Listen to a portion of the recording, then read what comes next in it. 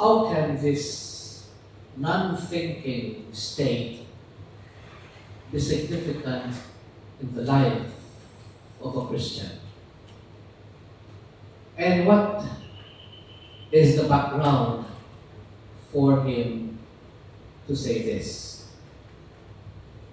I can resonate with him because whenever I give an introduction to Christian meditation, I always begin by saying it is simple prayer. And it is simple because all we need to say is that word. Say that word in our mind, bring it down to the heart, and just repeat it continuously from beginning until the end of the meditation. And this can be a little bit difficult and challenging for Christians, many Christians in fact, because how could something as simple as this be prayer? And we do understand, he, myself, and for those of you who have also thought a bit about meditation, we all understand why most Christians think that way. How can something as simple as taking a comfortable posture, taking up a word to be said in the mind continuously, lovingly, faithfully, from beginning till end, ever merit for itself the title, the tag, the label, prayer? Many people might even think, is that just a way of relaxing? Is that just a way of harnessing or polishing our ability to concentrate? Even to harness and polish our hypnotic powers? Christian meditation has nothing to do with any of these. If at all, your ability to hypnotize gets polished or uncovered, or you discover you have the gift, good, but that is not what Christian meditation is about.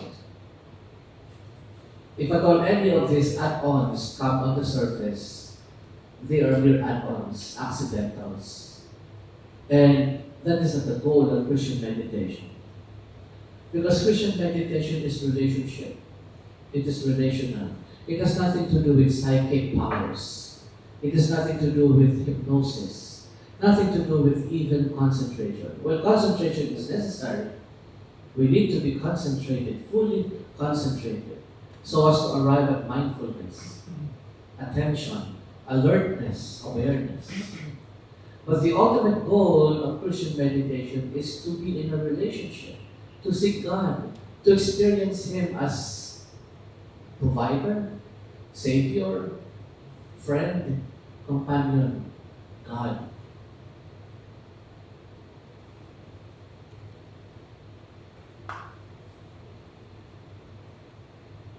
Meditation, our stillness, or this stillness meditation creates in our heart is not a kind of passive, stale waiting. In meditation, our stillness is not passivity, laziness, or even drowsiness. It is a state of stillness which is full openness, full wakefulness to the wonder of our own being, to the wonder of God. And we start this journey with something very simple and practical. As simple as adopting a comfortable sitting posture. John Main said, "Now let me try to describe how to come to the simplicity needed for prayer.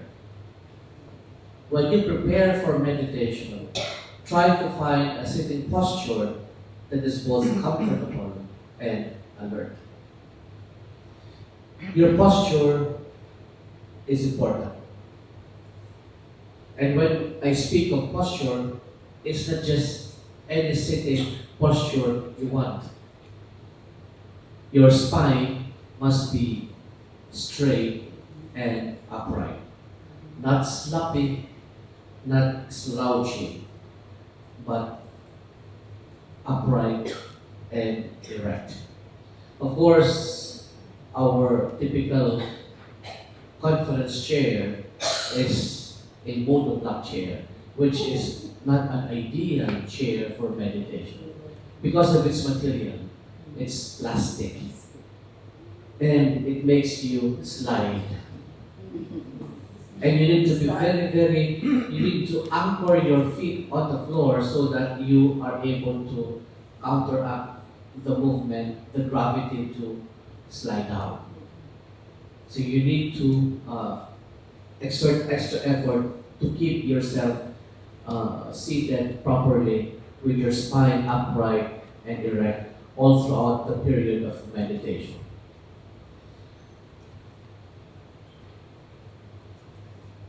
Of course, it's also possible to sit on the floor. But again, make sure that you are seated upright, your back upright and erect.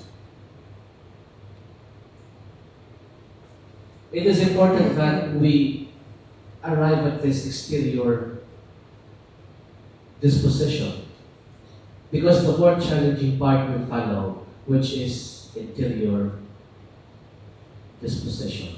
It's easy to manage the external, the environment, the surroundings we find ourselves in. We can manage the noise outside. You sit properly, you switch on any source of sound like radios, televisions, cell phones, and all. These are manageable distractions. But the more challenging distractions are interior. These are the things that make us restless. Our worries, anxieties, fears, problems, emotional and psychological upheavals, unforgiveness, hatred, and a host of other negative emotions. Even our fantasies, all of this get in the way and they spoil the calm and serenity we eagerly desire. And so we need a calm mind and a peaceful spirit. And it is here where the challenge of meditation lies. The real task of meditation is to harmonize our exterior and interior selves. To harmonize the mind, the body, and spirit. We know how our minds look. Our minds are restless. Our minds just keep running about. Our minds, as an ancient guru would call or describe it, is like a tree full of monkeys. We all have a monkey mind. We all have a monkey mind. And a monkey mind is never runs out of chatter. There's just that the need to self-validate, the need to self-assure, the need to win, the need to clarify. All of these are always there, active, non-stop. It's all adding to the noise, the chatter. There's just this incessant riot and chatter movement. And prayer is not supposed to add to this confusion. Because prayer can add to the confusion, especially the noisy kind. We say noisy prayers. And what are these prayers? These are the prayers that use or capitalize on words.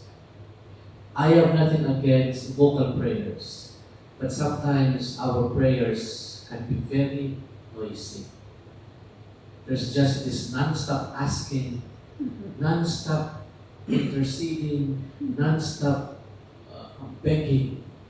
There's just this, we're never, grabe ta kasigurista. We said it once or twice and we say it again. The Lord knows one is enough. Just wait. The Lord knows one is enough. He heard it. Just wait. Let us not like with the Pharisees who called Lord, whom the Lord called. They think by saying a lot, they will be heard more. The Pharisees prayed that way. They prayed a lot. They said a lot. Because they thought, if they say more, they will be heard. But Jesus countered that when he said, go to your room, shut the door, and pray to your Father in secret. Go to your room, shut the door, and pray to your Father in secret. Do not pray like the Pharisees who babble on with words, because they think the more they say, the more they will be heard. But the Lord knows what your hearts truly desire. One meditator asked me, I think yesterday, I was in Cagayan de Oro yesterday. Oh, I remember her. She's a handmaiden. She is with the handmaids in Cagayan de Oro. And she was invited by one of our elderly meditators, a very fine lady, very nice. She's an educator. And she said, Di ba Father, sabi, ask and you shall receive, seek and you shall find, knock and it shall be open. Eh, paano yun? And how do you reconcile that? Well, you can ask by being quiet. There are many ways of asking. In your silence is just as powerful as verbally asking. Your silence will say it all. You can knock and ask and seek by being quiet. Asking, knocking, and seeking cannot be confined to words. In fact, our silence says more. Our silence says it all. So the task of meditation is to bring all this mobile and distracted mind to stillness, silence, and concentration. And this is the aim given by the psalmist himself, who said, be still and know that I am God. Be still and know that I am God. The practice we follow here at Heart Space is very ancient. And this is not something John Main himself invented. And I am not a clone of John Main. This is something that is found in ancient monastic sources.